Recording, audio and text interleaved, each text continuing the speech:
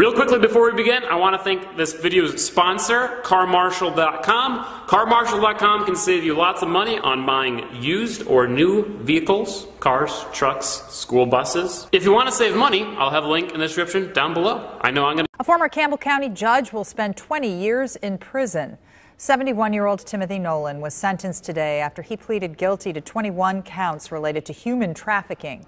Nolan coerced nearly as many victims, 19, into performing sex acts. Special prosecutor Barbara Whaley says Nolan threatened to get his victims into trouble, to take away their children, or to get them arrested.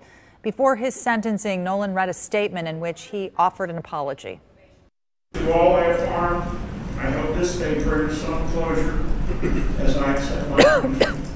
I am truly sorry. Thank you, Your Honor. As part of his sentence, Nolan will be a registered sex offender and he must contribute $10,000 to the Human Trafficking Victims Fund.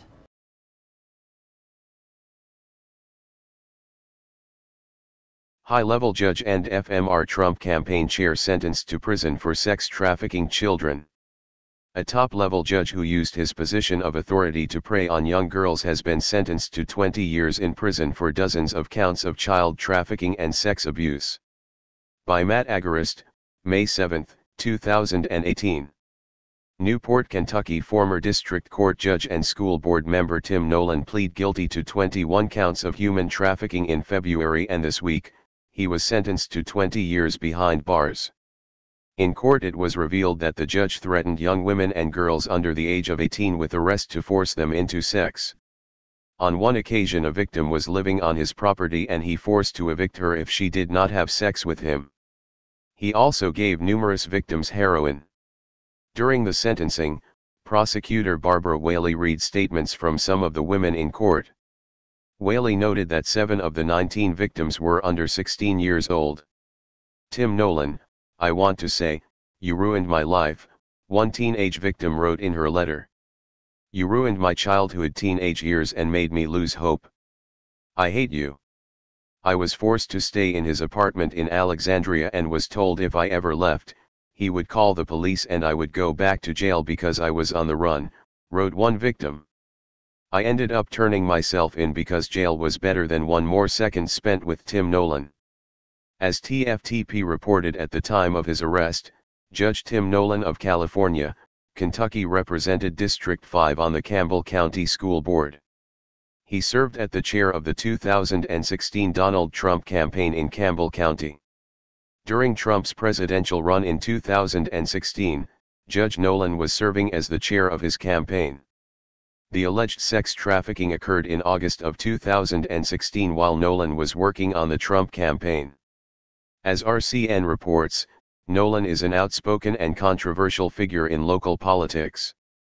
In 2016, he sued the creator of GOPFacts.org, which took aim at Nolan and others, and specifically referred to Nolan as a vehement racist and posted a photo that purported to be of Nolan in a Ku Klux Klan robe. Nolan was appointed by Governor Matt Bevin to the Kentucky Boxing and Wrestling Commission but was removed only days later when the Ku Klux Klan scandal erupted. Unlike Governor Bevin, however, Trump did not remove the judge from his campaign.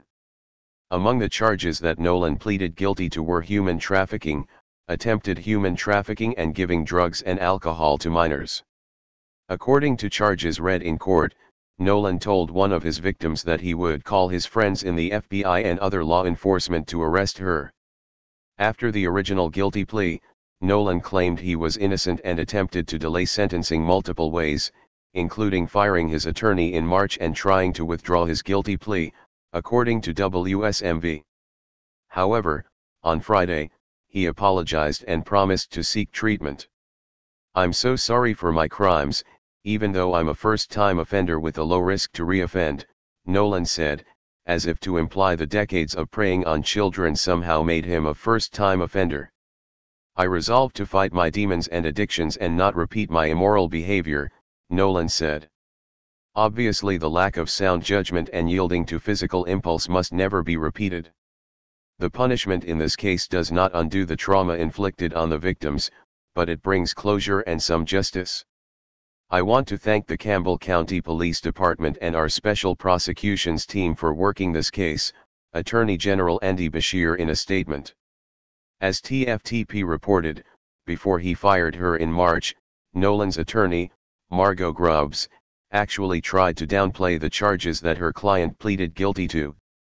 He took full personal responsibility for these acts that in his potential day and generation would not necessarily be considered to rise to the level of human trafficking, Grubbs said.